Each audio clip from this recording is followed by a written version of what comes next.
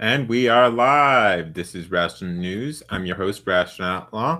And today's topic is going to be on the Hawaii false missile alarm and also North Korea. So I'm going to have my guests introduce themselves. Why don't we start with you, Koke? I'm Cookie Wolf.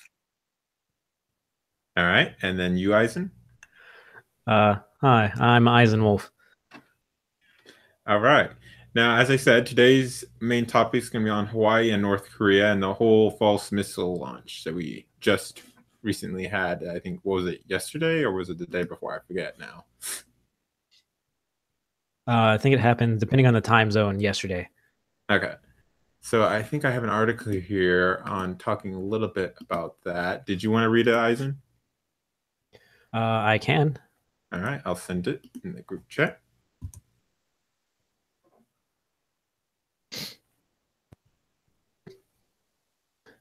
Okay. Hawaii's false missile threat. There's a thing playing. Shut up, videos. All right. Yeah, that's going to be annoying. Worker feels terrible after pushing the wrong button. That's literally what they're blaming this on. Like, they're not describing. I haven't seen anywhere where they describe exactly the process yet. But like the official story is somebody simply pressed the panic button on accident while trying to log off from work. That's a little weird. I used to work for a game company, and there was no such thing as a button that even hinted that there was a problem. You had to go through such a ridiculous, tedious process to get out that there was some kind of problem. And this is a national, emergency kind of situation, like national security. Mm-hmm. There's no way it's 1,000 times easier to accidentally send out a mass emergency warning than for something as simple as a game company or like an insurance company or something. Well, it could be because maybe it is maybe it's not as easy as we think, but maybe it is a bit easier than most because this is supposed to be a quick thing because missiles are going to get there pretty fast. Oh no, it has to be something that can't take 20 minutes, but it also has to be more than just a single accidental like click. Like it's not even a double click at that point. Like he accidentally like scrolled over with like a mouse pad on a laptop and it accidentally thought he clicked or something. That's what they're kind of like saying it is. Or like he bumped a big red emergency button with his elbow while getting out of his chair or something. There's also the fact that it took them 40 minutes to even realize that they had made the mistake. How would you not realize you sent out a national distress signal?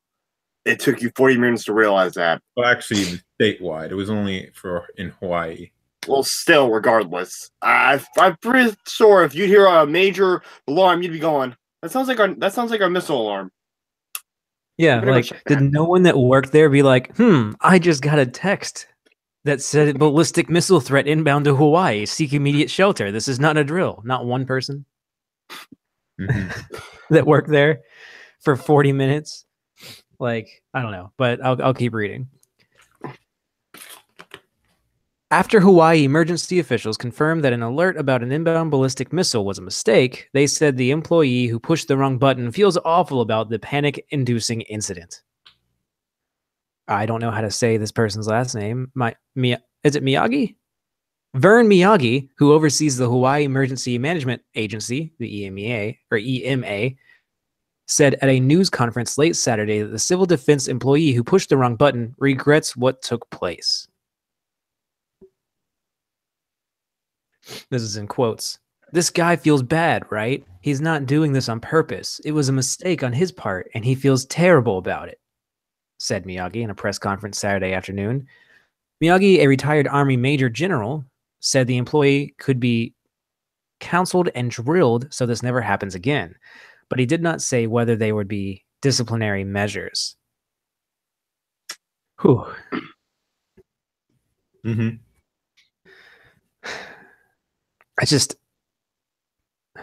I want to know exactly what happens like in this facility, the EMA facility. I just want to know how simple it is to send out an emergency thing. Like, I always assume like someone would have to have a key to unlock like a panel for you to hit a button for it.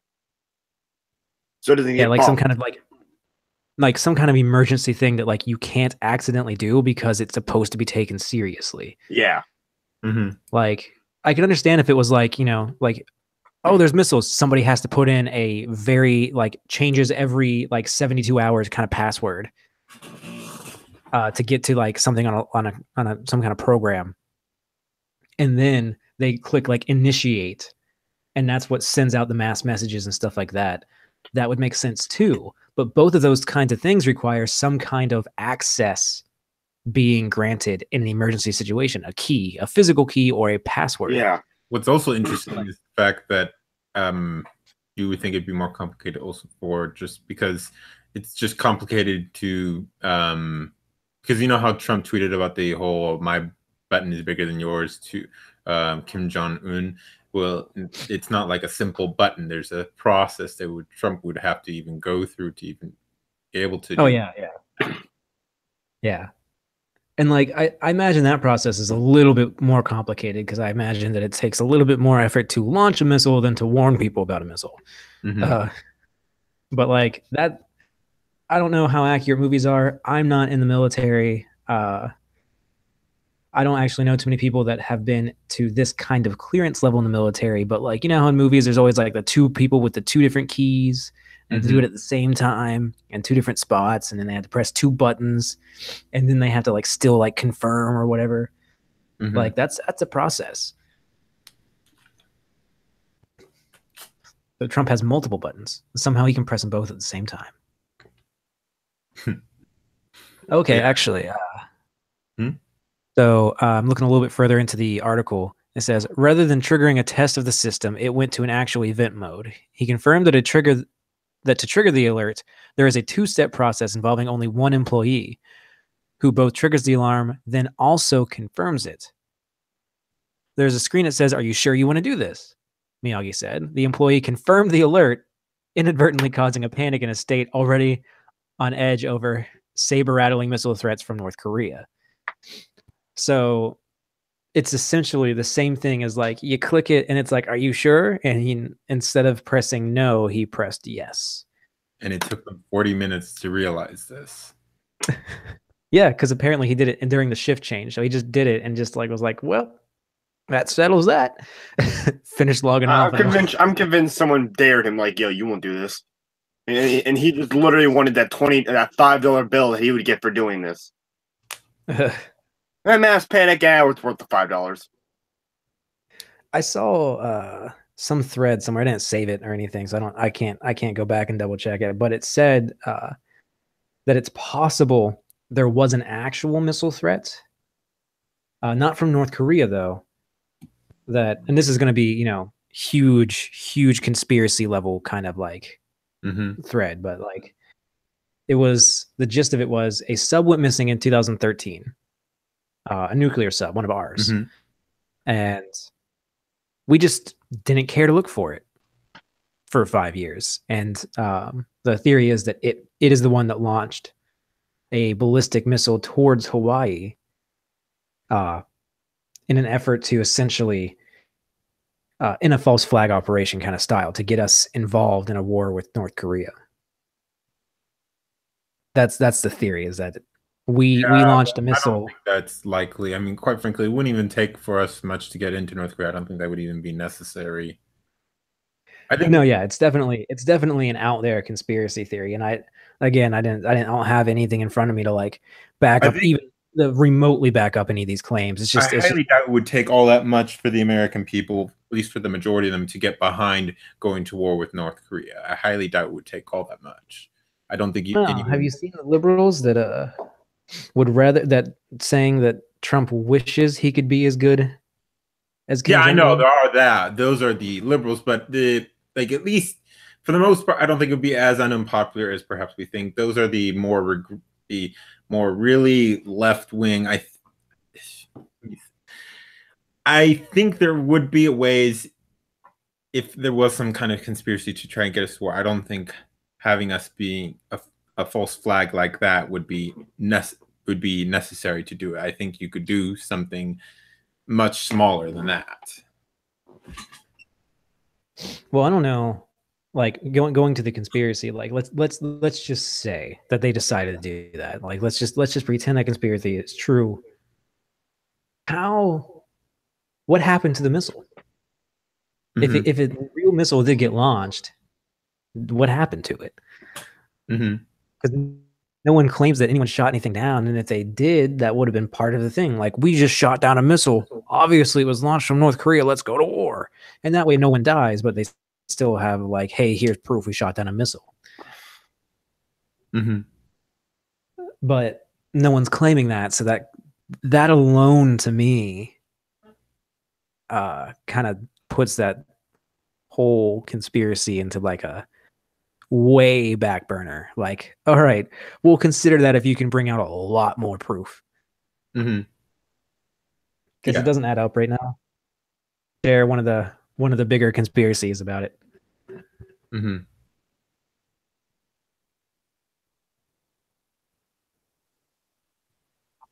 I'm trying to look to see if there's anything else in the article that's worth stating. I already read the actual threat.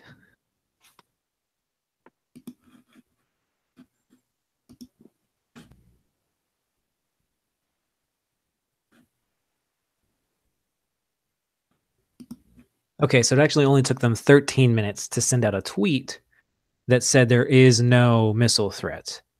Now, what was I reading about 40 minutes? That might have been when they actually were able to send out a secondary. Okay, so yeah, it took them 17 minutes to get the tweet out, but that wasn't reaching a lot of people because they didn't necessarily have the internet. So then it says roughly 15 minutes after that, the U.S. Pacific Command issued a statement clarifying there was no ballistic missile threat to Hawaii. It wasn't until 38 minutes after the first warning, 8:45, that Hawaii's EMA alerted mobile devices across the island. So it took them actually about an hour to get for EMA to clean up their mess. But other people were coming in, and like there was a tweet that was like no, and then there was House Representative Tulsi Gabbard sent out a tweet that also said something, and then the U.S. Pacific Command said something before EMA, almost an hour later, finished their thing. So it seems like it was just a big goof by the what was it they were called? The EA? EMA. EMA. So it sounds like it was perhaps just a really big goof by the EMA. Yeah. I guess somebody leaving from night shift and the people coming in expected nothing to have happened. Mhm. Because it happened at 8:07 a.m. and they said it was during a shift change. And morning shifts typically expect nothing to have happened overnight shift, so they probably weren't checking things, and that's on them. That's on the morning shift for not checking things properly. Mhm.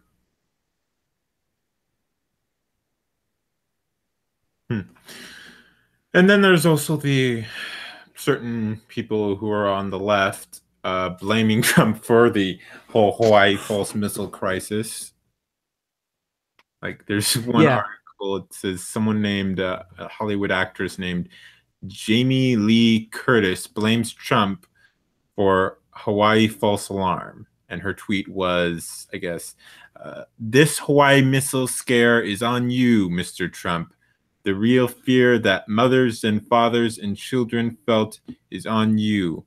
It is on your arrogance, hubris, narcissism, rage, ego, immaturity, and your unstable idiocy. Shame on your hate-filled self. You did this."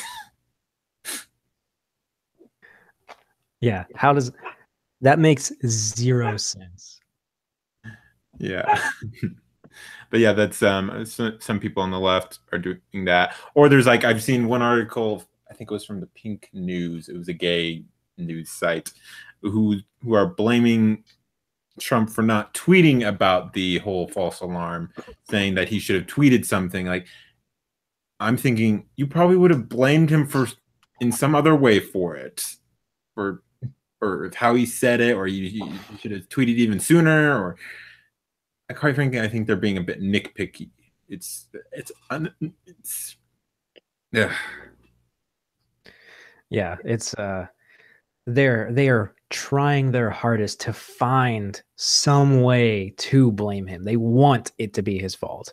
It in no way has anything to do with him whatsoever. Like, we could have been living in the most peaceful time ever. No saber rattling from any company or any country. And if there was a ballistic missile threat, I would be just as concerned as there is when there's North Korea doing its current thing. Like, a missile threat for my state would be a huge concern for me. And if that got tweeted on my phone and it says this is not a drill, I'd be like, I don't know who's going to war with us, but this is bad. Like, that has nothing to do with Trump, especially because it's not even a national like security thing.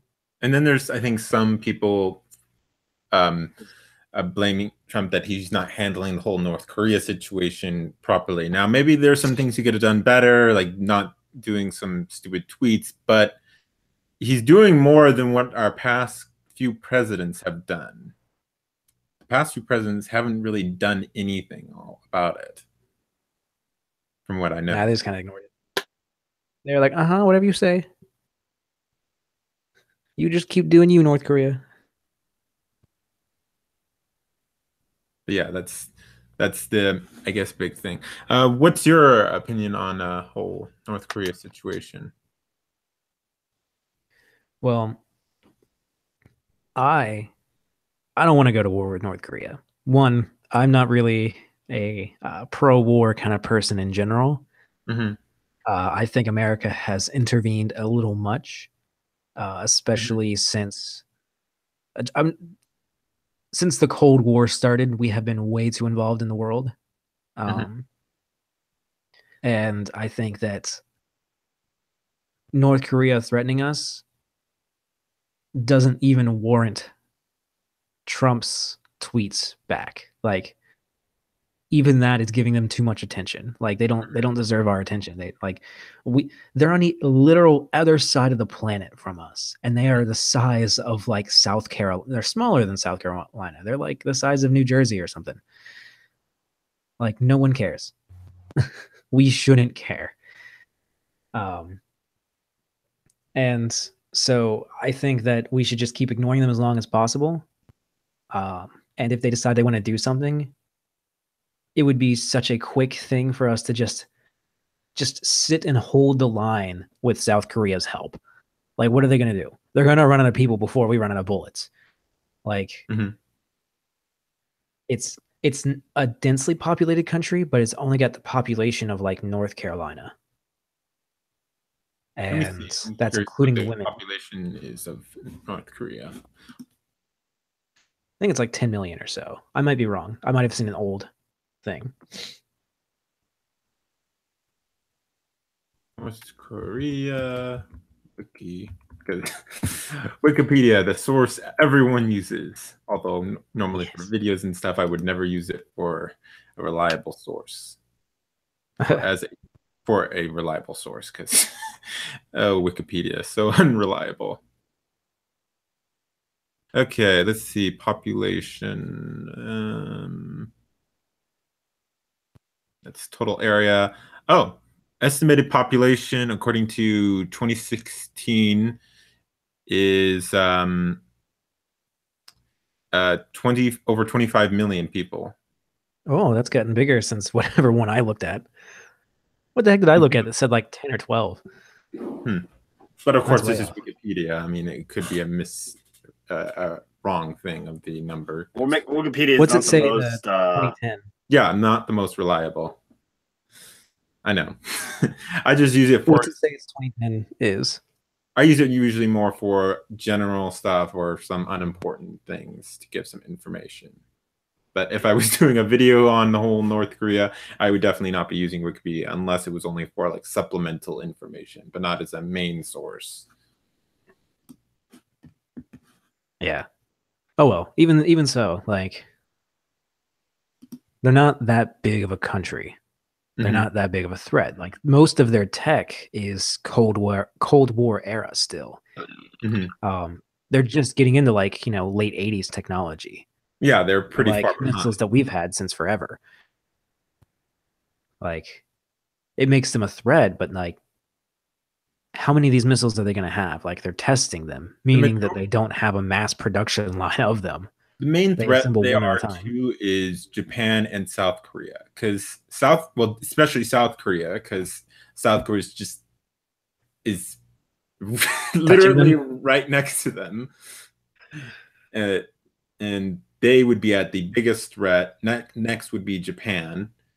Yeah. Them, and they would definitely, if North Korea was to fire missiles, they would definitely South Korea would lose perhaps millions of people if they were to fire. Oh yeah, if they were to launch one of their warheads, it actually doesn't even have to go that far at all. Like Seoul, I don't know how to say their capital properly, but it's like almost right on the border. It's actually pretty darn close to the border of North and South Korea.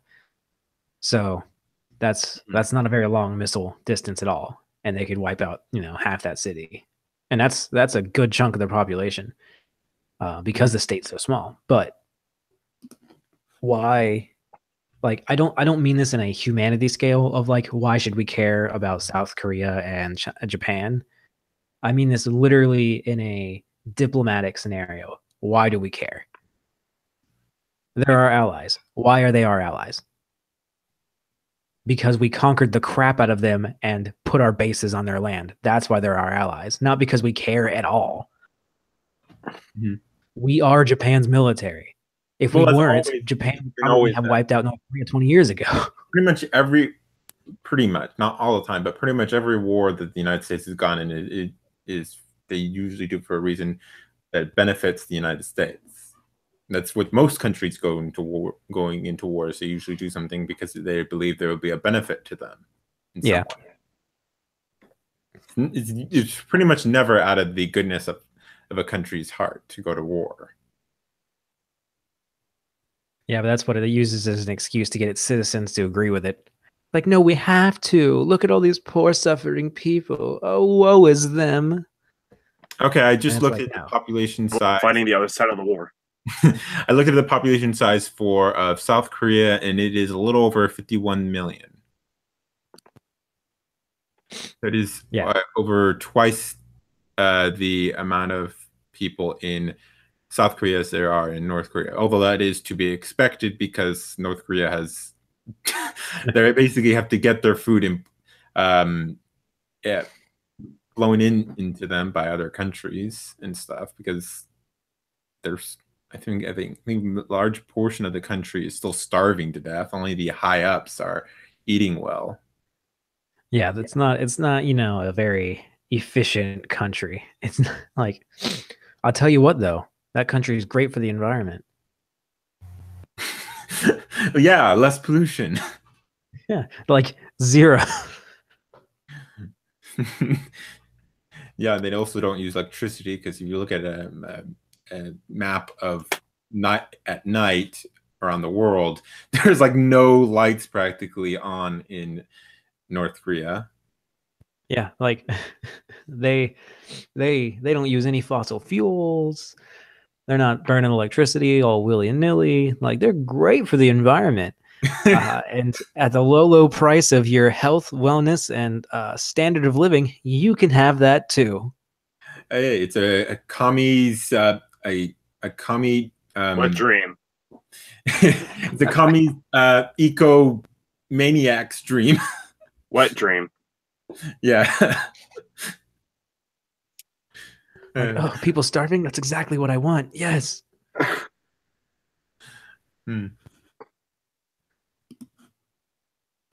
I think that's pretty much all there is about North Korea and South Korea. Japan, I guess, also would be. I'm not sure. Would they be able to, do you think, be able to defend themselves well enough, or would they still be at high risk? I think that even if we were to leave Japan today, sorry, Japan, you're on your own. You too, you too, South Korea. I think South Korea might actually lose to North Korea because North Korea's got crazy people fighting for them, and they would just do an initial kind of blitzkrieg in, and it would take because it's such a small area, they might get halfway through the country before they can respond, even though they have a much larger population, and they do have it to where every male has to serve to some capacity in the armed forces. It being just such a small area, an attack happening quickly enough would, has the potential to be like France to Germany in World War II. Just, oh crap, we lost. I still am for having troops in there just to make sure that they don't get attacked. I mean, I'm not saying for us to go to war, just to keep them there so that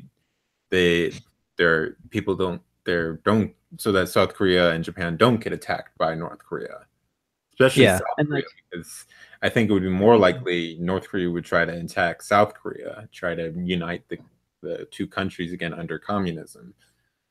Yeah, and then there's a chance they would attack Japan, but I don't think they would get to them. Because, one, even if we did, like I said, like we just removed every single one of our ships, our men, everything from Japan, I think that they could get an armed forces good enough to protect themselves from North Korea anyways, together in a month. I think that North Korea wouldn't be able to land on Japan's shores fast enough to where Japan couldn't defend themselves. And that's if they don't do the tried and tested, sit on the beach and pray for a typhoon. That worked for the Mongol invasion. It'll work for the Korean invasion.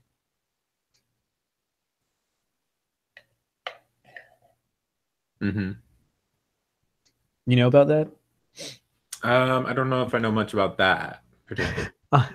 I forget the year, but like Japan knew that the Mongols were going to try to invade. A bunch of samurais went on the beach and like just sat there and like meditated and prayed for a couple days, and then like the ships came into view, and then the storm came and sank them all. And Japan was safe. That's some shit right there. Yeah, isn't that great? We're gonna take over this country. The Mongols didn't even need a wall. The ocean is their wall.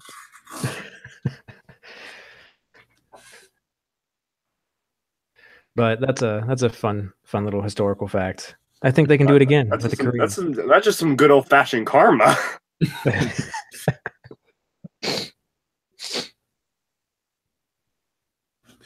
All right, I think that's all on all that situation. Any other thoughts on this whole situation? Nah. You okay? Not really. All right. I figured the next thing we could go over is just a small little thing, like the whole controversy over Trump's tweet about something about saying shithole countries. Let me see. Oh my god. The whole thing was. I don't know much about it. He said uses one word to describe something, probably not in a bad way, just can describe the condition, and people flip out for no reason. He allegedly said this. Only one person said he said this. They got proof? Let me answer that for myself. No. Yeah. Like there was a meeting and there was several people in that meeting. One person came out and said that he said that. Everyone else was like, no. And Trump was like, no, I didn't. And like also not one country besides Haiti was mentioned specifically. And now all the liberals are out guessing what countries are the bad ones. And it's like, ooh, doesn't that make you racist? Liberals? Not really. Since when is a country? Since when is Hati a person? An actual an actual person with a race? I didn't know a country had a race. Yeah, I thought it was diverse, like everywhere else. It's a fucking thing of land. I didn't know you could be racist to a piece of land. It's actually a great piece of land. I think the Dominican Republic just needs to take it over. They need to invade. They need a reboot in Haiti real bad. Yeah, I've heard that it was not even necessarily actually something he said. Again, even if he had said it, it wouldn't be wrong because no, I mean like there's third world countries at all. let's face it, pretty much all of there's only some portions of Africa that are okay, and those are some maybe more major touristy cities. But for the most part, it's pretty much all third world shithole countries. Yeah, actually, a lot of the world, over half the world, is like, and that's just because, and I would say there's two kinds of third world countries. There's third world countries like the backwoods of like Thailand or something, where the most advanced piece of machinery you're going to see is essentially a moped with a giant cart on the back. That's it. That's the machinery in that country. But there's not high crime. There's not ravaging diseases. It's a horribly undeveloped, but perfectly functional place. That's like most places in Thailand outside of the major cities, or like Burma or something. But like Haiti is the exact opposite. It has 10 times the technology of a lot of other third world countries and doesn't know how to use any of it, because the government there is just horribly corrupt. I typed in Haiti Dominican border on Google, and it is hilarious how you can just see the difference in the quality of land from one side of the border to the next, because the Haitians apparently just destroyed their land and the Dominicans didn't. Like, it's nice and green and pretty on the Dominican Republic, and it's like awkward desert Sahara on the Haitian side. How's the Dominican Republic exactly? Is it like still third world? A perfectly functionable second world country. So like Mexico. The good parts of Mexico, yes. It doesn't have a cartel that overthrows a government every 3 years. So, at least as far as I know, I don't know. But like, I would compare the Dominican Republic to like Nigeria, whereas Haiti is like Somalia. Nigeria, you're probably going to be safe. You're probably not going to catch a disease. You're probably going to be able to find plenty of, actual reliable infrastructure. Whereas in Somalia, no, you're going to die.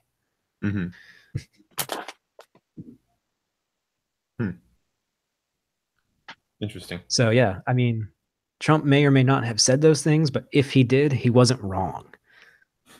Yeah, I'd agree.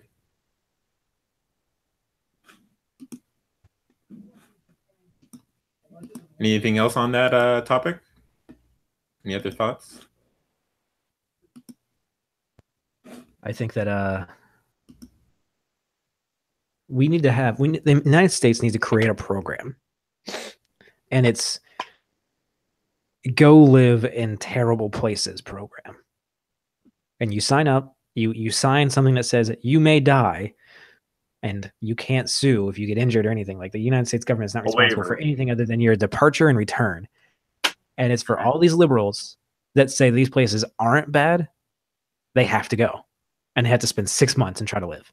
And they don't get shipped off to, resorts or in a mission group, like mission trips. They'll go and they'll establish a whole area, and they go in such a big group that they kind of stick together, and they're helping people, so they're usually well received. These are just a bunch of idiots with no actual goal. They're there to just bask in the diversity, I guess. I don't know. So like, they'll probably die, and then if they don't come back, the United States is down one more idiot. And the people that do survive, which hopefully is most of them, come back and say, oh, wow, those places do suck. Maybe we shouldn't open up all of our borders. And maybe I should learn to appreciate how good America is compared to the rest of the world. We'd only have to do it for a year before no one wants to go on them anymore. Okay. I think that covers all of that topic. I have some now funny articles that we can end with, because I think this is going to be a much shorter stream. Okay. All right. Why don't you read the first one? I'll send you. Okay. Okay. You read it. What? Can you read it, love? You do realize that I don't have any sort of antivirus protection on you, right? Oh, that's right. I forgot. Okay. I refuse to go on the sites without it. I guess I can read it. Let me see if I can screen share it. And you know I hate reading. All right, can everyone see it? I'm not reading this. I'm reading it, don't worry. Good. Fat pride propagandist says, fuck your beauty standards. She has no standards. And she also doesn't know what the... And that's the same thing with the doctor. Until there's a movement for smoke positivity, the fat positive movement will never heave itself off the rock on which it's beached. Ha, whale joke. Struggling to waddle itself to the nearest ocean to make less of a splash, more a tsunami. Trigger warning, weight jokes. You saw the ride and bought the ticket. It's not my fault if the coaster can't scale the first summit. In yet another effort to make fat beauty a thing, a Canadian woman is skipping about the letting it all hang, hopping to inspire other women to love themselves just the way they are, which is exactly embracing apathy. A self-stylized plus size activist is urging overweight women to embrace their figures in a bid to reclaim the word fat as positive. Juliana Mazie? Is it Mazie? I think it's Mazie. Who calls herself Jules, I'm assuming, has no qualms about posting with little clothing and talking to her thousands of social media followers about fat problems. The 25-year-old from Toronto, who hasn't stepped on the scales in years and refuses to lose weight, said, I feel sexy in my body and I feel like everybody should. Imagine if you were a smoker saying something similar about her lungs. My lungs feel so sexy with all this smoke, and I feel like every smoker's lungs should. How would we react? The American Cancer Association would probably apoplectic, HuffPo would pen tombs railing against the glamorization of smoking. Celebrities with more capacity to type than to think would parrot each other with the same hashtag smoking not sexy. If you think about that, probably that is true. If it was smoking we're glamorizing again for whatever reason, you probably would see some stuff like that. But a woman glamorizing her fat rolls, and suddenly she's heralded as hero of a movement. When people are making snarky comments about you behind your back or you eat a Snickers underneath their breath, it's harder to stand up for yourself and say what needs to be said. That's one of the reasons why I got my fuck you beauty standards tattooed. Oh, fuck your. Oh my. Well, I mean, you got enough skin for it, so. Yeah, she does, doesn't she? I'm tempted to take a smoking cigarette and pose in a bikini. Maybe Princess Leia's golden bikini. I could say, fuck your health standards as an experience. See what would happen. You'd probably die of a heart attack. We don't actually need to see what would happen. We know cigarette companies get ranked over their own ashtrays for daring to glamorize an unhealthy habit. So why should we celebrate obesity? See what, I don't know how to pronounce her name, Jules, I think, and her trundling sisterhood are failing to understand is their fat bodies are unhealthy.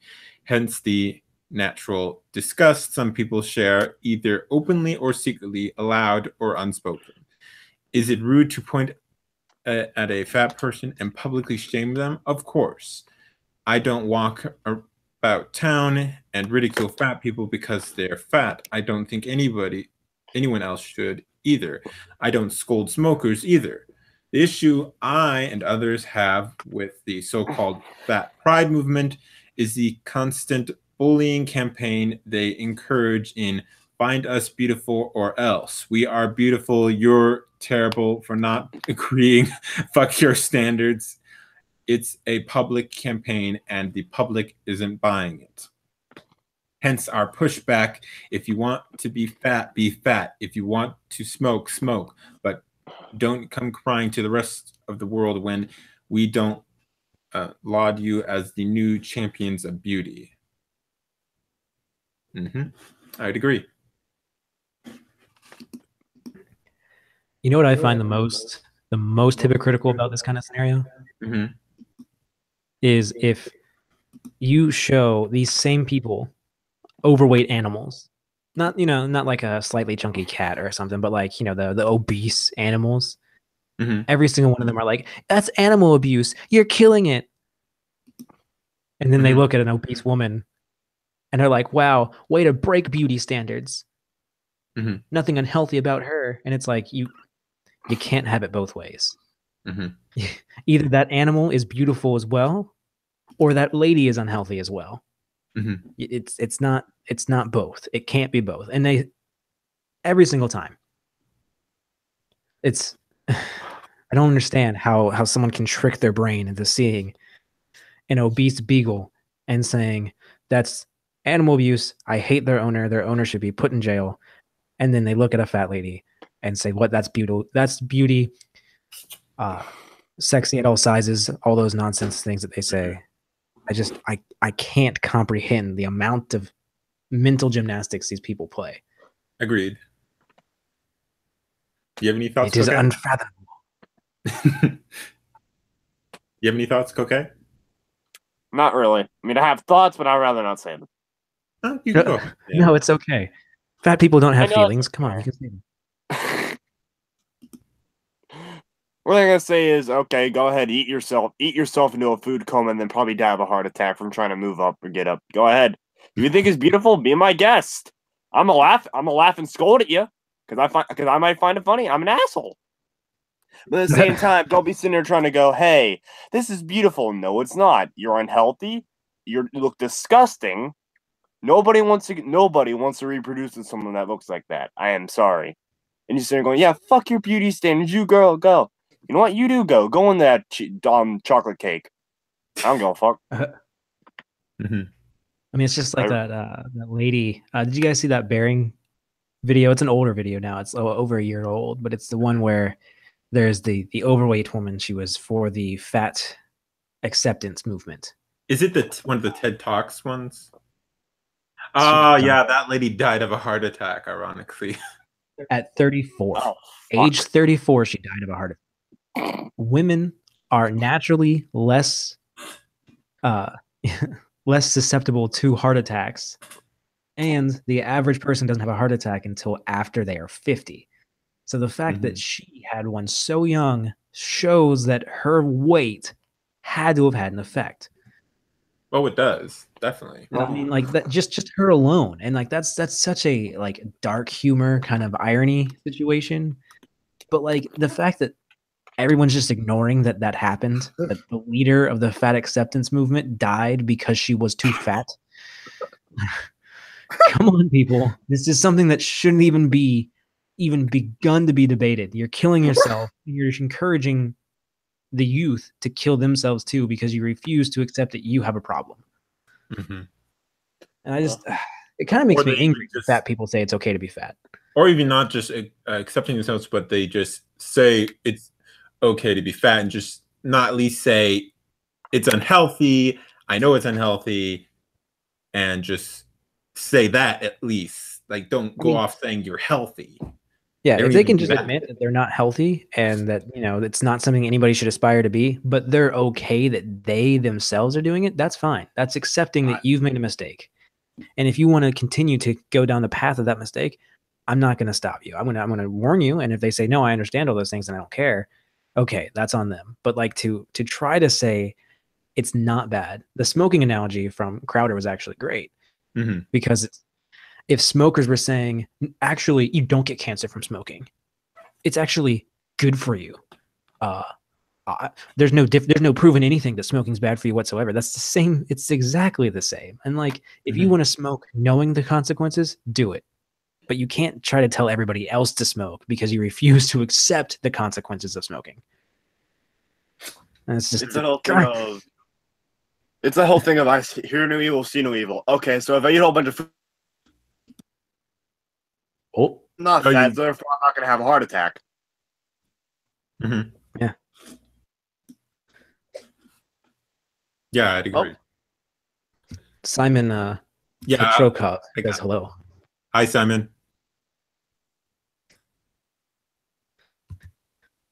Oh, what? Oh, it's just someone in the chat. Oh, I can't see it. Okay. Any other thoughts on that article? No more fat people. They make me mad. All right, we got 2 other articles. The next one, did you want to read it, Eisen? Sure. All right. And if you could also screen share it, that would be nice. I'll try. Oh my goodness. Oh God. I read the freaking librarians are now racist. Oh God. Oh God. God is that every day we stray further and further away from whatever deity created us or whatever happened. We strayed further and further away. Allah, may you smite us now. Please.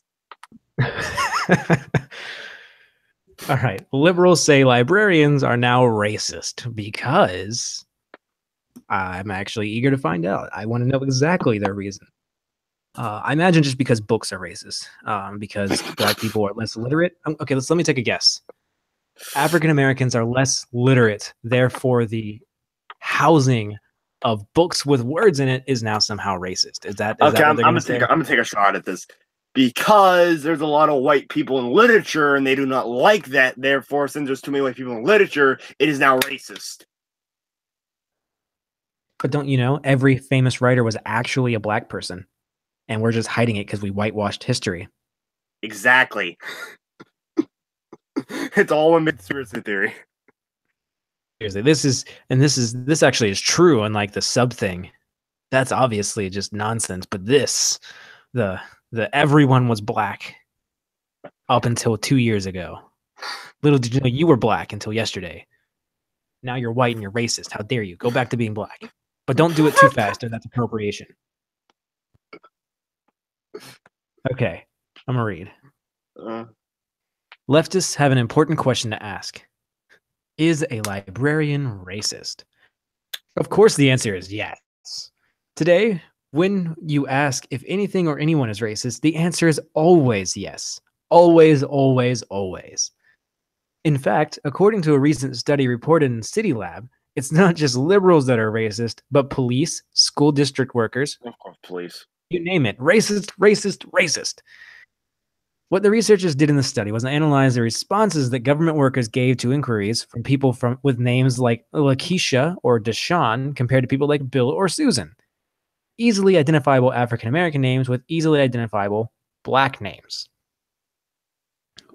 One of the study authors, Mirso Tonin, sounds like a vitamin, an economics professor in Italy, yes, Italy, said he focused on local government workers because they offer public services like education, knowledge, safety, or employment that help cities run and potentially help narrow racial and economic gaps in society. In the study, they sent emails to the employees with Black-sounding names like Deshaun Jackson and Tyrone Washington. Oh, excuse me. And from names that sound white, like Greg Walsh and Jake Mueller. They noticed that the names... Oh, goodness, excuse me. They noticed that the names that were Black were 4% less likely to get a response than white names. The researchers also did what's called a textual check, looking for markers of politeness, such as greetings and proper designations. The responses to emails that thought to be from Black people were less likely to contain such language. Finally, the researchers found a spatial discrepancy. The response gap was higher in the Midwest region and in rural areas compared to urban ones. One possible interpretation is that this represents a taste or prejudice-based discrimination, whereby responders may have an aversion to interacting with their citizens, with Black-sounding names due to racially prejudicial attitudes, or may consider such citizens less worthy of their effort and attention. To Jessamine C. West, who has been working in and with libraries since the 1990s, this study got at the heart of a stubborn issue in librarianship. West currently teaches technology skills at a vocational high school in her small town in Randolph in central Vermont. Apart from that, she often delivers lectures and talks around the county on equity in librarianship. She gives lectures on equity in librarianship. Who asks her for these? Who says that, you know what we need to have speak at our school? Somebody that talks about the equity of librarianship. That just doesn't make any sense. But she is immersed in conversations on the topic online. She came up with Tonet et al.'s study on the sidebar an article she was reading in the library journal, and she was intrigued by the headline. Do librarians discriminate? As somebody who cares about the social justice issues and diversity issues on hand, your knee-jerk response is like, of course they don't, she said. And then your other knee-jerk response is, of course they do. West, who is white, by the way, posted the results of the study on Twitter and caused somewhat of a firestorm. I don't care about the tweets. Some of the people were defensive and critical of the study's design, but not all. I was heartened to see a lot of people being like, hey, this isn't good. We should do better. What do you think? Does her study have merit? This is what the leftists call structural racism, not the individual racism, but more a subtle and hard to pin down kind of racism that damages entire communities. Sound off below. There's 2 comments.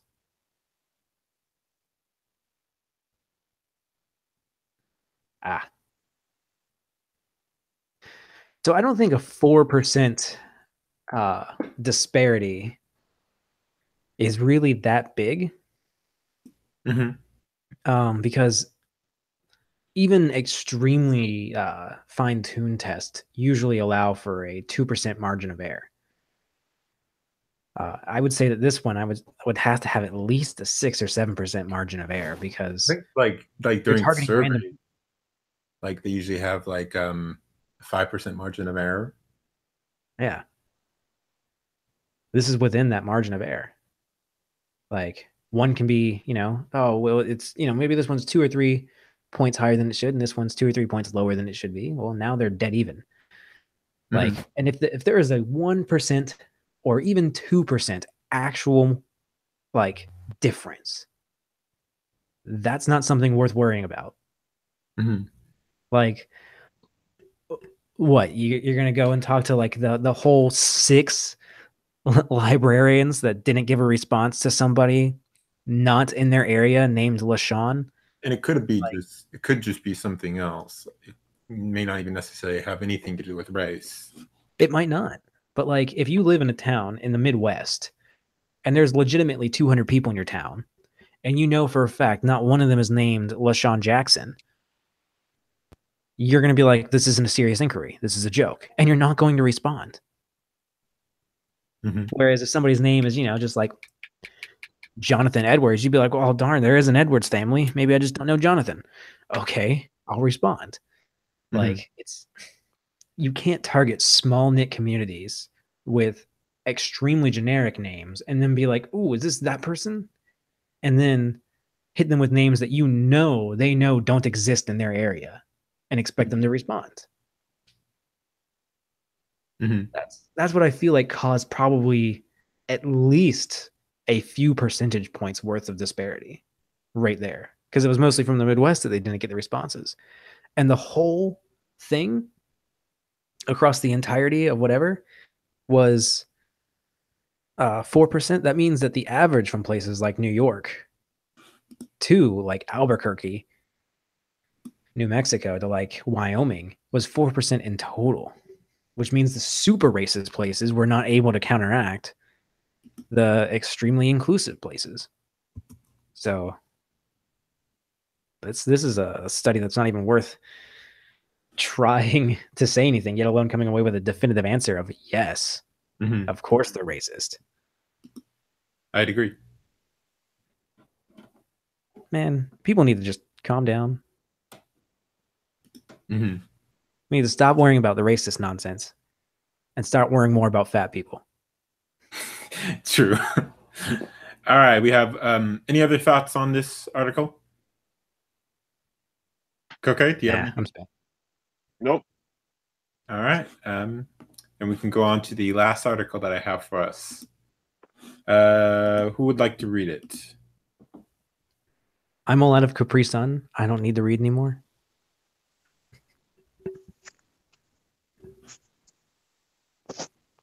Hey, Outlaw. Hi. So, what should I call you on here exactly? Just SatCap is fine. SatCap? Okay. Yeah. All right. Well, we're just about finishing up. We just have one other article we're going through. Maybe you would like to read it. What's the article?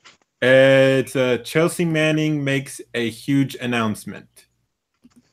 Oh, I've read about that a lot. All right. Maybe would you like to read it? Sure. All right. I'll send it in the chat. Oh, and he's someone I've talked to on Twitter, Eisen. I'm sad. I don't know him.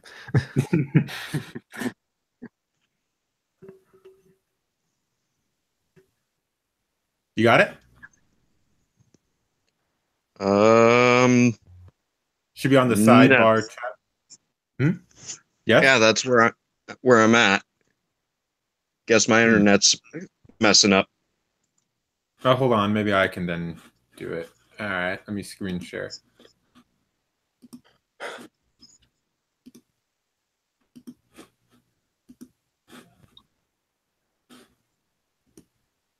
All right. Can everyone see? Yep. All right. Chelsea Manning makes a huge announcement. There's a new name looking to make noise in the Democratic Party by challenging a powerful establishment incumbent. Chelsea Manning has launched a run for one of Maryland's U.S. Senate seats.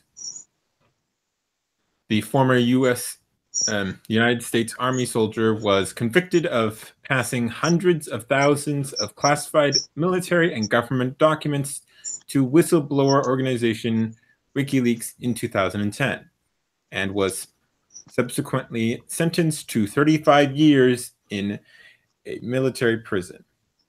Manning became a hero to the identity politics obsessed left when he came out as transgender and changed her name from Bradley to Chelsea. Today, she has achieved celebrity status with that part of the party base that has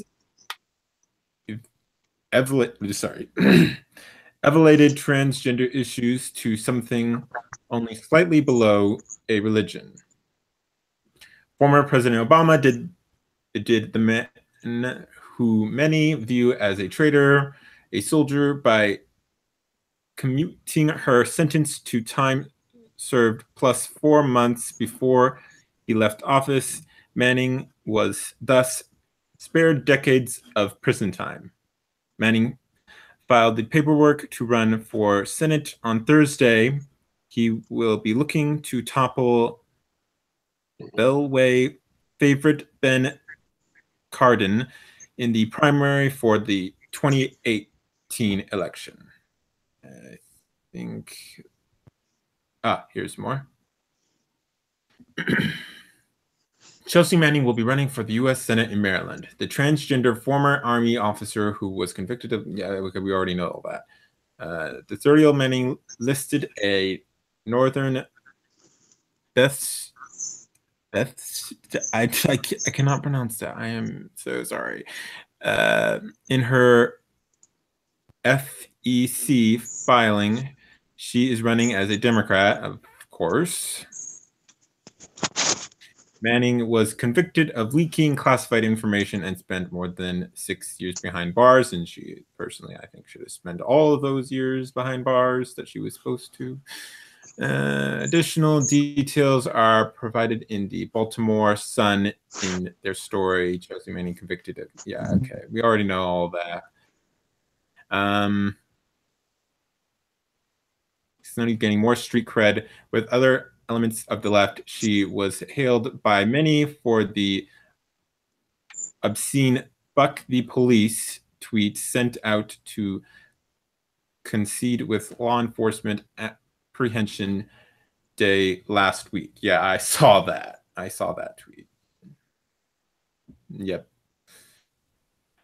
Manning at odds of beating Cardin are particularly non-existent, but she is young and only in the nascent stages of political career that could last decades. Okay, yep, that's everything. So basically, she's running for the Senate, I guess, U.S. State Senate seat.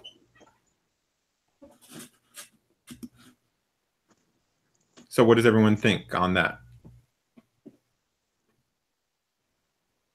Who would she be running against? His name was, let me see. I think it was Ben Cardin. Yeah, Cardin. Well, that's somebody I haven't heard of, so they probably don't do a whole lot. Mm-hmm. It's not like she's running against Bernie Sanders or something. Mm-hmm. So there's a chance that if she is cleared to run, that she could win. Well, there's always a possibility, but they say it's unlikely, according to the article. Oh, I know. I'm just like, by me saying there's a possibility, I'm meaning that like If it is a little likely. Mm-hmm. If Manning it's not wins, like a 10% chance she could win. It's like there's a 30% chance, maybe a 35% chance that she actually could just win. Is Maryland Manning red or blue? does- I'm just curious. Is Maryland red or blue? Blue. Ah, okay. Yeah, it's a very Democratic area, and not What were very you gonna Republican. say, Sat? in my opinion, if a person like Manning wins, even for Democrat standards, that is low. Mm-hmm. Well, as we Yeah, but already, they've kind of been lowering the bar themselves for a while now. yeah, I have to agree on that with Eisen. They've been lowering it for quite a while now. I like to have a tiny bit of faith left in humanity before the year is over. Thank you. It already is. It's only the They beginning of the year. Just regressives have so much control over the left that I think the moderates still haven't woken up to realize it fully. At least a good portion of them. Yeah, I'd say that half of the Democratic Party, roughly, give or take, up to like maybe even 10%, half of them, honestly, the more that the Democrats regress, the more they want to regress with them because they can't. They refuse for anything else to be true other than what the policies of the people they see as their idols preach. Mm-hmm. And so since between the celebrities, CNN, and the politicians, that can't be wrong in their brain. They would actually possibly have a actual breakdown if it were proven to them that they were wrong. So the further they regress, the further that base is going to go with them, and they will not wake up. Then there's the other half of the Democratic Party that, the further it goes, the more of them kind of break off. And they're like, okay, you finally took it a step too far. I can't agree with that. And I feel like that happened in a fairly large step over the last year or so. Because this last election, it really woke up a lot of people on both sides to just how bad things are in our country as far as the corruption in our electoral system and a lot of our governmental infrastructure is concerned. Mhm. So there's going to be a large portion of the Democratic Party that like just will not. They won't wake up. They'll never wake up. They'll die before they wake up. Mhm. And those are the kind of people that would elect someone like Chelsea Manning over like literally Jesus or literally Buddha. Could like be like, you know what? Hey guys, here's a magic trick, literally performed through the magic of God Himself. And they're like, but you're white and a male, so Chelsea. And so like those people exist, and unfortunately, the majority of those people are on the left. Mhm. So that's why I say there's a good chance she might win in a heavily blue area. Just like, I don't know, what's the most right wing thing you can think of? Vlad the Impaler could be resurrected and could win in Texas. Yeah, I He don't could be like, I'm going to kill everyone on stakes, and Texas would be like, yeah, get him. So, like, Speaking of something like that, have you guys heard that Augusto Pinochet's, I think his grandson, is creating a new political party in Chile? I'm excited. I don't So know much I'm- about Chile, so I'm pretty sure that if you were to move that from Chile to the U.S., in Texas, it would work. Mhm.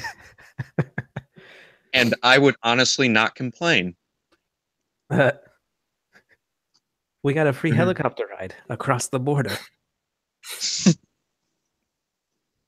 Yeah, my other I was going What to were you say, gonna Pinochet is the guy that led the far, far, far right party in Chile for a while. And he's the one that the helicopter meme for commies comes from. He had his, I forgot what he called it, but it was essentially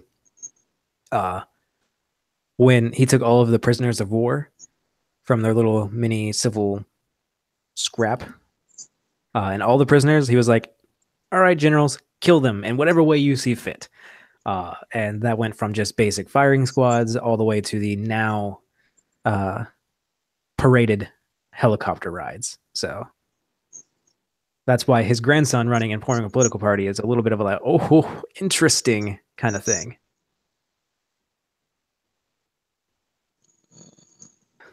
But that's it. I'm done. Okay.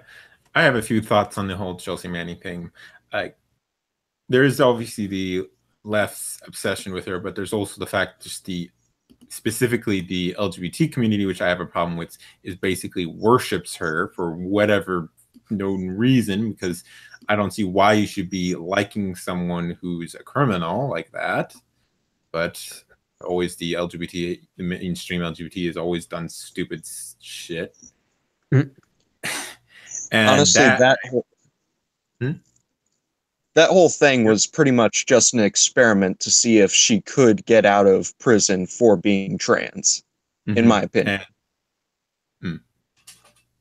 But yeah, it's just, I don't understand why they like her so much and just think that she's perfect because she's trans and she shouldn't have been in jail because she's. That's not an excuse, and I despise sentiment like that, thinking that just because she's trans that somehow she should have been released from prison. That's just downright stupid. Yeah, I don't think that Chelsea should have been released at all. Because like the crime that she committed was serious. It wasn't even a civilian crime. It was literally treason that endangered the lives of her fellow military personnel. Like that's a big deal. And even though you might think it's not a big deal because you hate our military, you hate our government or whatever, well, still that doesn't mean that person should now be free just because you think they should be. They still did the crime. Like they still need to go to jail and they shouldn't have been released for bullcrap reasons like, oh, they're trans, they can't stay here now. And rather than transfer them into a female prison, we're just going to release her. Okay, yeah. Mm-hmm. The only reason people like her is because the minimum 20 emojis she puts in each tweet.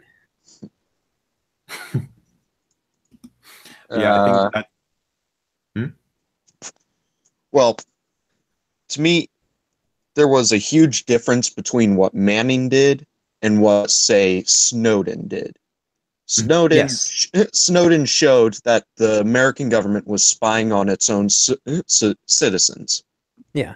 What Manning did was actually put military personnel in danger, and there was no reason other than, hey, look, I'm doing this. Mm-hmm.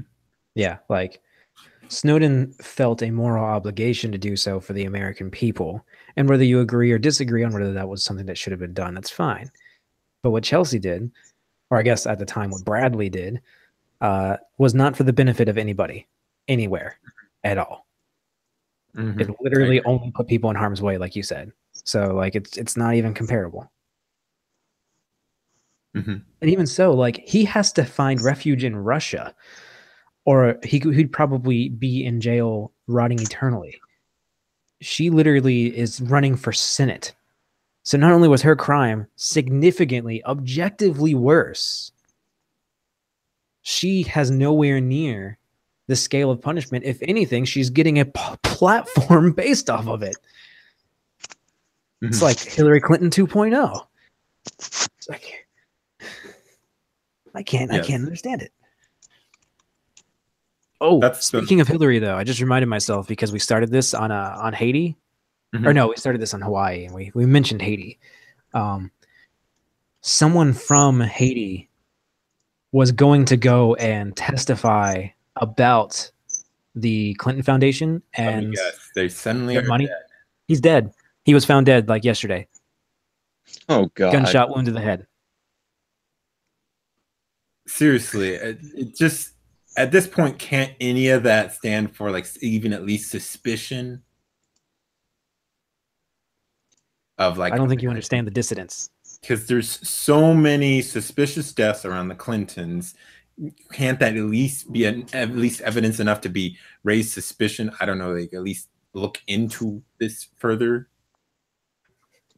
I mean, I'm not. We still don't have full answers on what happened in Vegas. You really think that one of the most powerful people on the planet is going to be looked into? Mm-hmm. I mean, Seth Rich, still zero actual official investigation. They shut that down. Like you said, yeah. Vegas. Like, how are we not demanding answers on Vegas still? Like, why does everybody just move on from that? Except for, of course, Laura Loomer. She's, prodding into it, I guess. But I don't know how far her and her tire can get. Mm-hmm. Well, any other thoughts on all of this? Nope. All right. Koke just sent me something. If we want to go through it, it's just one last thing. It'll be really fun, funny, quick thing. Just something from BuzzFeed. I am sorry. Oh, okay. Let's go through. I'm going to screen share.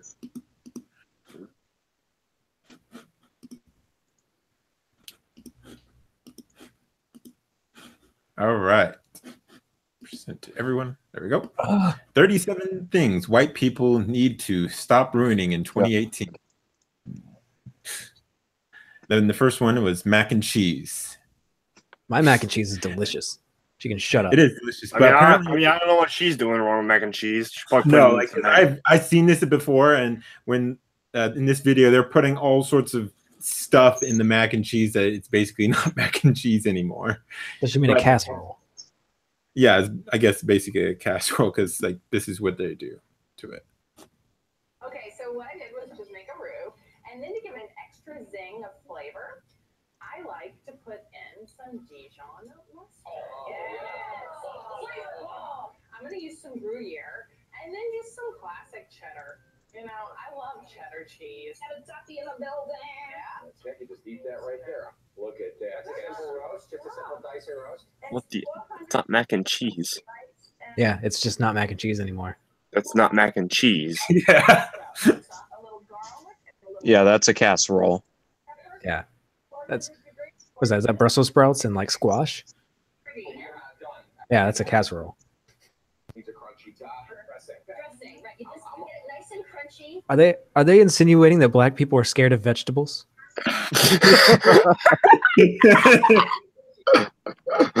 So they're like cats. They see a cucumber, they freak out.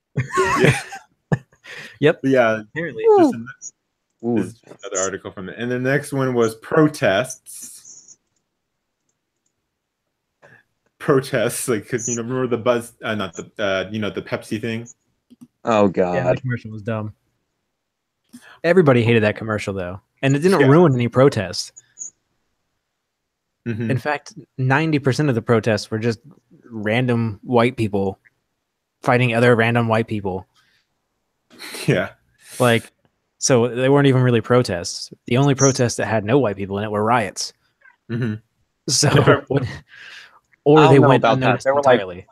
They were like one or two during the St. Louis riots. hmm That was. I'm still kind of pissed off about that. And what's interesting is they bring up that and saying white people destroyed it. Now, I don't know how much CEOs play in all that much into ads, but I'm sure they do see, in some sense, what ads are going on. But the CEO of PepsiCo currently is an Indian American woman. And to say that it's entirely white people's fault for the whole Pepsi thing is just absolutely stupid. Oh, but didn't you know? White people don't exist. So everyone's a person of color until they do something that's pro-white. Then all of a sudden, everyone except for Africans are white.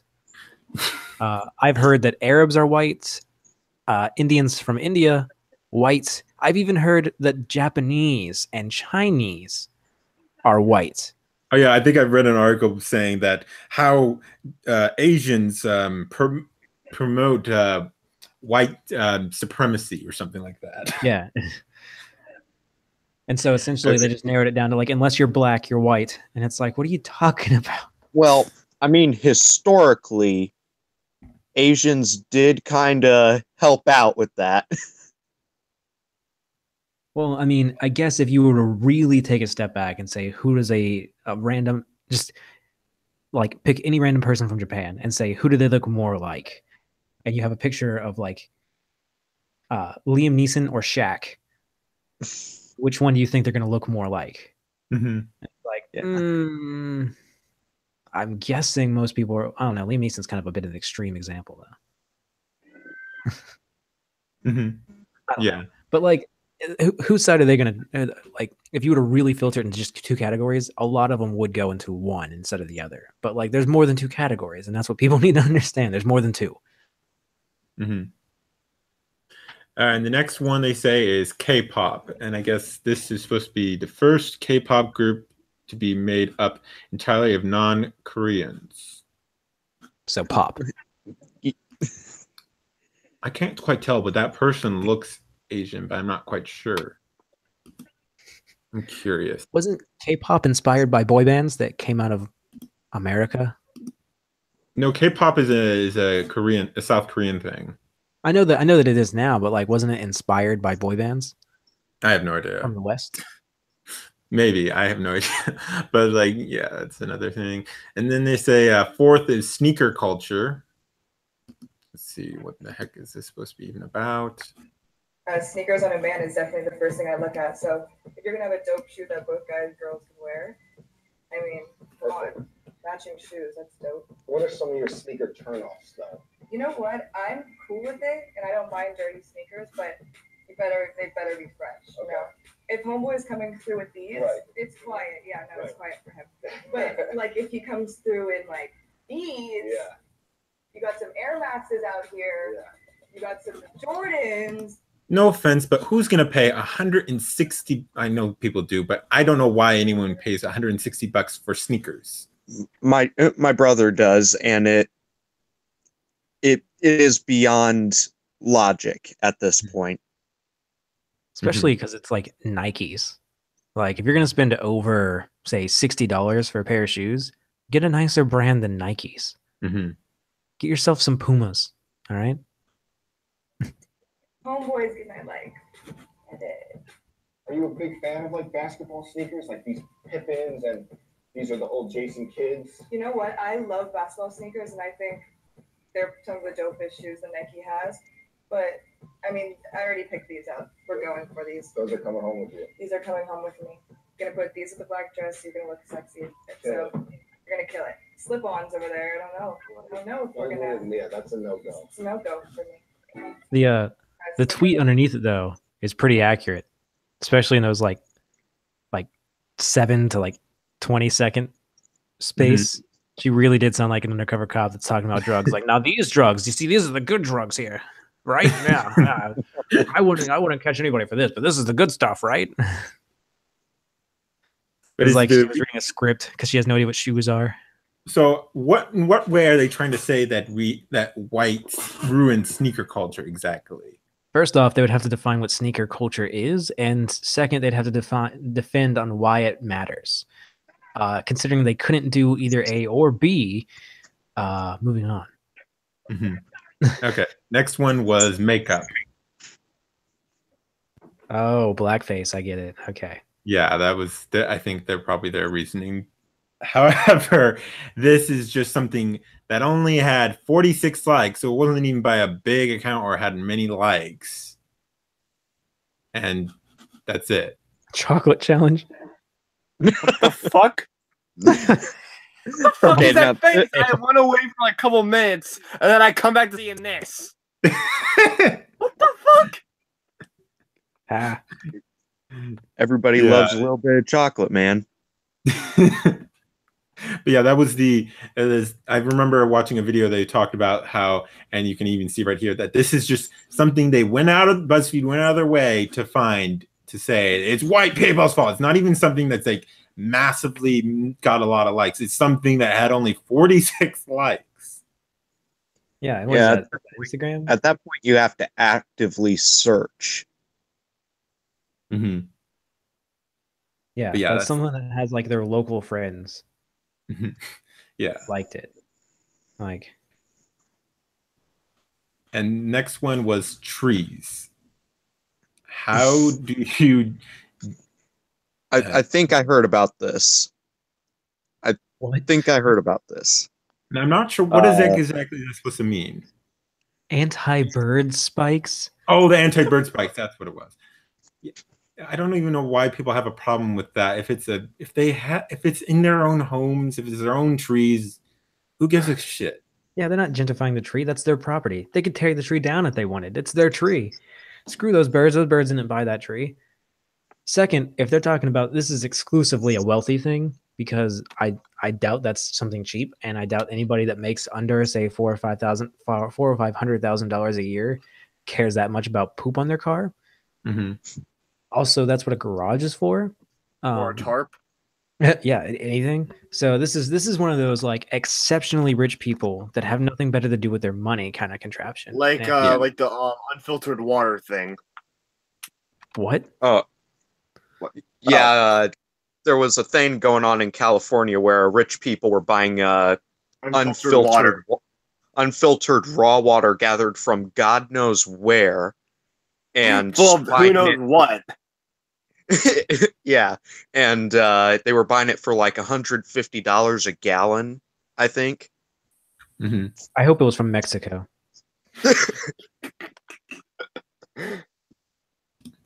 Freaking idiots. But like, if that's exceptionally the wealthy people doing that, one, where? Because I've never seen that kind of thing. Give me some of that money. Yeah, two. And then like three, like, it's not just white people that have that kind of throwaway money. Yeah. It's not. There's plenty of people of Asian, Indian, Jewish, and African American descent that have that kind of throwaway money. There's plenty. Mhm. Gonna laugh if that's actually a black person's house that they took a picture from. Okay, and then the next one was, and the United States of America. Now you see, this one I love because notice how, well, it doesn't actually have the other things, but like, okay, it's a roughly it's a 60-40 split for white people. 60-40. That's actually far, far better than every other race. Look at the black split. 88%. That means that they vote collectively Mhm. and not on an individual basis on which candidate they like better. That means that they're just like, oh, they're Democrat, they got my vote. That's how you ruin democracy, by voting in collective hives. Mhm. Not someone Yeah, that's has a 60-40 split. That's more split than anything else. Yeah, I I can't quite actually- see the other races. They don't have that split up, but it looks kind of even. But like the Latino ones, it's 65. That's 7% more skewed. 88, that's 30% more skewed. Mhm. White people, how dare they vote split up relatively evenly? What were you Yeah, gonna say? I actually live in one of the bluest counties in my state Mhm. this past election, and every white person was a different thing. They either voted independent, Trump, or Hillary. But Mhm. almost every minority you talk to would say, "Oh, I'm voting Hillary," and they weren't saying anything good about her. It was just, what's bad about Trump? Mhm. Yeah, because they don't even know what most people that still defend Hillary don't know anything about her. They just know how bad Trump is, and that's it. And it's like, why are you still saying that you would have voted for Hillary over Trump to this day? We've exposed so much about Hillary, and Trump actually turned out to be, okay. Not to mention the Uranium One investigation that's currently indicted someone. I mean, between the Uranium One, the whole Clinton Foundation scandal, the multiple scandals with the Clinton Foundation, including the one with Haiti. Yeah. Like they've done all the deaths, the mysterious deaths. Like, you have to at least be suspicious of her character at this point. But people still pretend like she is the messiah for women. Mhm. I just don't understand how some people can like be so blindly. Yeah, I agree. I don't understand.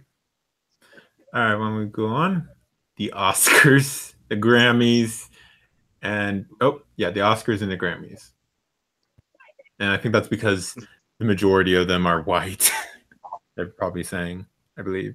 But isn't Hollywood and the film industry overwhelmingly Jewish? So how are white people ruining it? It's essentially a Jewish affair. I'm confused. Jews are only white when I guess I don't know. When are Jews not considered white? When they ruin something, they're white. When they don't, they're not. So it's like all those Jewish people that are, and like it's, you can say it's a problem, or you don't have to think it's a problem. Like, I don't think it's a problem if a certain ethnicity holds the vast majority in a category. It's fine, it's whatever. But like, to then say white people are ruining it because like people like Harvey Weinstein. Weinstein.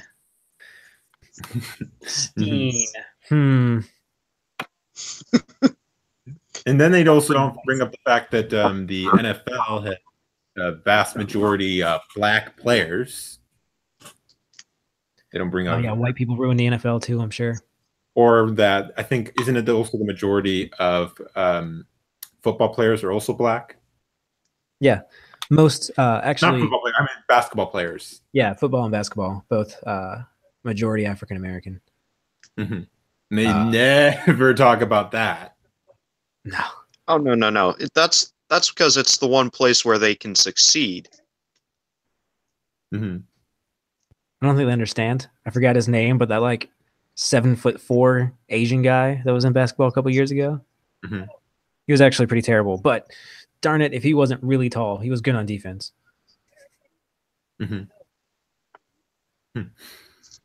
Okay, next one is bad. I think it's supposed to be some kind of dance or something. It was supposed to be. Oh, I hope not.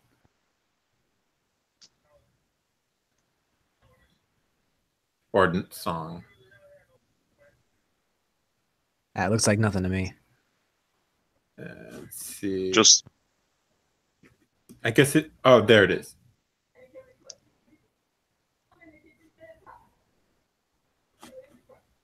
I think it's supposed to be a song. And I have no idea where this is from. Okay, this has only 1,000, a little over 1,000 likes. So yeah, this has more likes, but it's not like even a big thing still. And they're still nitpicking. And what's this? Especially, what the heck is bougie? Who is that? It's like a word for fancy, I think. Maybe you've been called for exclusively shopping at Whole Foods for drinking absurd amounts of oh, bourgeois or something like that. Yeah, but they say bougie because they don't know that French is a weird language. So are they saying white people pronounce it as bougie or that? No. It's because Migos is apparently a rapper or a rap group, and their chart topper, which means their number one song, is "Bad and Bougie," and they're mad that white people are saying words from a chart-topping song. And then there's this one, and some, I guess, rapper. Weibo? Quavo? There's not an LIL in front of it, so I don't know what to say. By the hit Migos member Quavo. Motorsport refers to a race, such as NASCAR and other car racing events. Coincidentally, Quavo owns a crazy collection of sports cars, which he offers. Okay, so he said Quavo. Oh, look, here's that sneaker culture they were talking about earlier. Part of the song, the line, but I think it's sports. It's a reference to sports mode trend. So yeah, someone named Quavo. I have no idea who. Apparently, Quavo is wrong. I said his name wrong. It's not a common name that people would hear. So that's not even like a black name necessarily. Like it's not an African American like name that's like delved into their culture, like Richard is or something for white people. And something called, I have no idea what this is.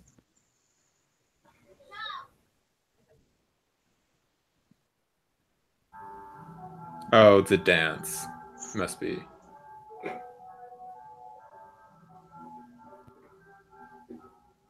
I think.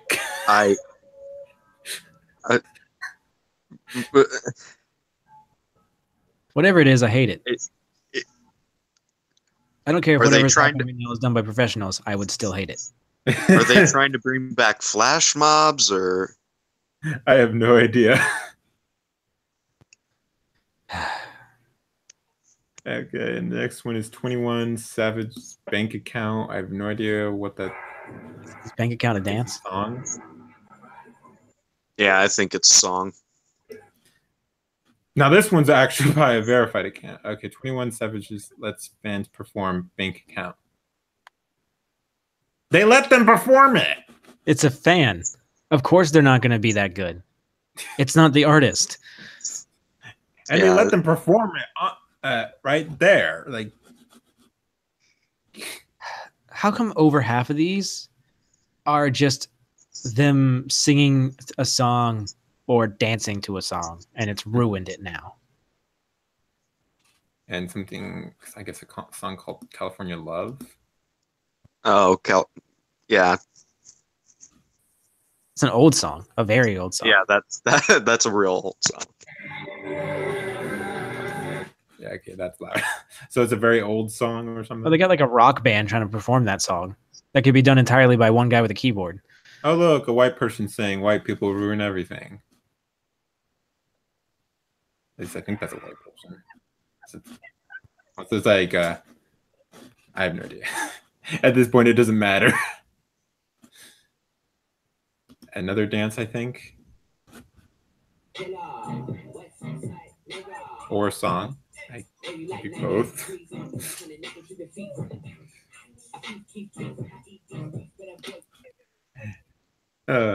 And I think this wasn't the actual national anthem they were talking about. I think it was some song from, I don't know, Beyonce or something. They sing Bodak Yellow.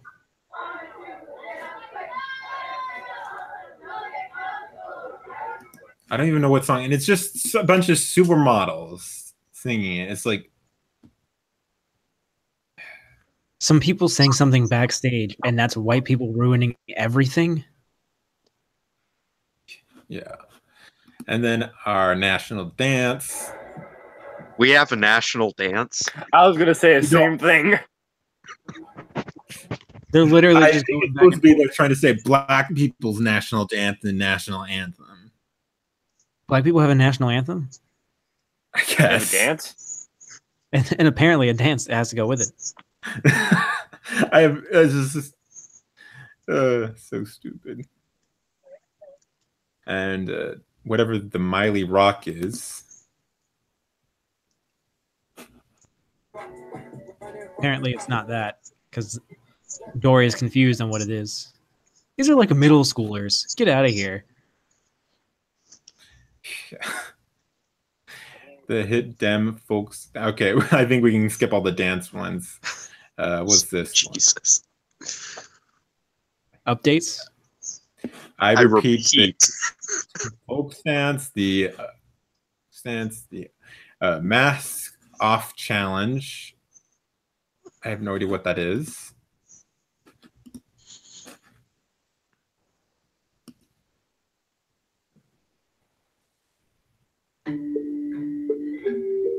Apparently, it's a challenge with a song. I guess it's supposed to be playing a song, but I think they do. It sounds like a pretty good job of doing it. Or doing something with bottles, yeah. Yeah. I mean, how's that ruining it exactly? It's not like they're playing it even bad. Any challenge. Oh God. Which one's this?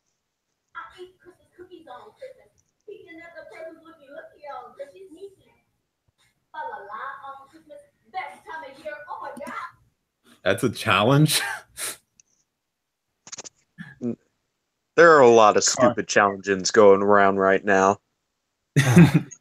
And car freestyles, which how would any car freestyle be a good dancing of any sort?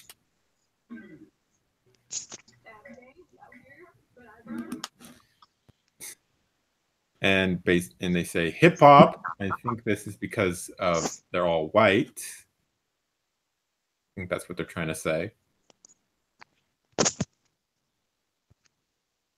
And classics like Disney's Child's Say My Name or Destiny Child. I keep reading that as Disney.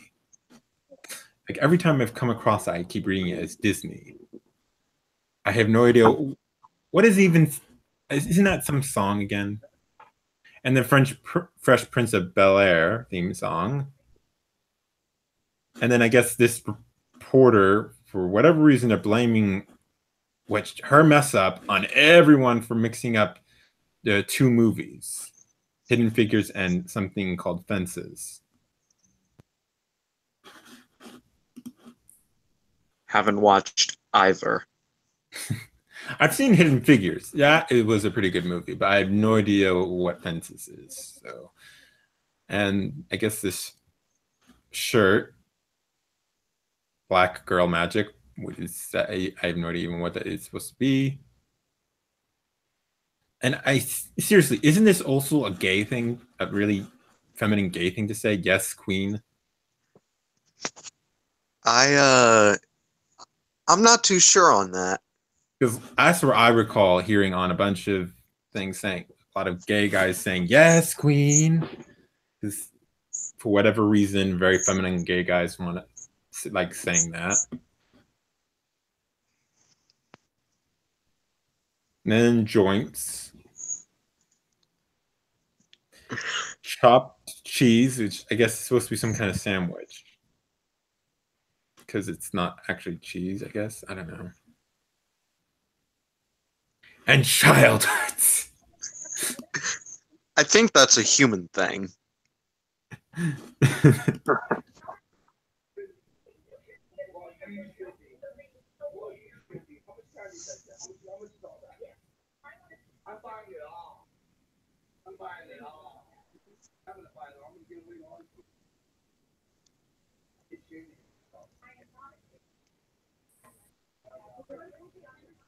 So blame all white people for one old lady. And then identifying as Filipino. Now regressives. I saw that. Yeah, I Guy saw being that. interviewed by Wait. Tucker. So the way this is worded means that identifying as Filipino is a thing that everyone just does, but white people ruined it. Oh, yeah. I Just recently identified as Filipino. I did it just to ruin someone else's time that was already identifying as Filipino that wasn't Filipino. saying. What the actual fuck? And identifying as black. Okay. Literally two people.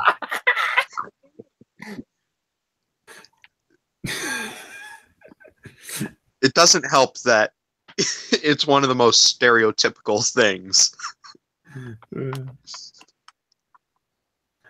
And Ah, and Googling things white people when we typed white people ruin into Google, add a keyword to it suggested terms like blacks destroy everything. I wonder why. That's just fair play. Yeah. Uh, That's actually it's all of the responses. I think that's everything. That was the last one. Look, only the top one is white people ruin everything. It's black people ruin everything, and then like the next 5 were all something that black people did. Mhm. That's just because Google likes to make it when you search white, it just shows black people. You Mhm. type in happy white family, you're going to see either a mixed race or solely black family. Yeah. Yeah. Oh, that was a good laugh. All right. Does anyone else have any thoughts they would like to say on any of our topics we had today? Nope. No final thoughts? Not that I can think of. All right. So we're gonna have our closing. So if you can just you can shell out your social medias. Is it shell or shill? Whatever the phrasing is. Chill. Become a sellout. All right. Why don't we start with you, Eisen? Oh, yeah, I'm Eisenwolf. If I'm lucky, he'll put a link to my channel in the description because it's my name. You can find it. I'm cool. You should watch me. Yeah, you should. He's a good channel, and don't worry, I will put a link out to your channel, or All if not right. your channel, at least. Well, I'd put Nice it. work for me. All right, now you, Koke. You can follow me at _CokeWolf on Twitter. All right, and Sat. You can find me on at the satirical cap on Twitter. All right, and my name is Brash Outlaw. You can follow me on YouTube or my alternate YouTube account at Mr. Rational Outlaw. You can also find me on Twitter, Gab, Minds.com, BitChute, Tumblr, DeviantArt, basically pretty much every social media you could probably about think of, other than the Pornhub. very obscure ones. What? So they can find you on Pornhub. Got it. Actually, they can, technically. Oh, I God. have some videos posted on Pornhub. Mine, not pornographic videos, my regular videos. Why? Oh, that's just disappointing. Oh, that gave me an idea. That gave me an idea. I'm gonna do that now. I'm gonna create an account and put normal videos about just very boring and bland things. And you're just gonna get Yeah, comments like, "Oh yeah, talk better to me." I post it under the I think tag safe for work tab. Why is there a safe for work tag for a porn site? I have no idea. What? Pornhub has it there. Anyways, you can follow me on all those. Also, my own website. You can also support me on Maker Support soon, and you can also support me on Patreon if you guys wish. All right. So my name is Rational. You've been watching Rational News Live, and I'll see y'all later.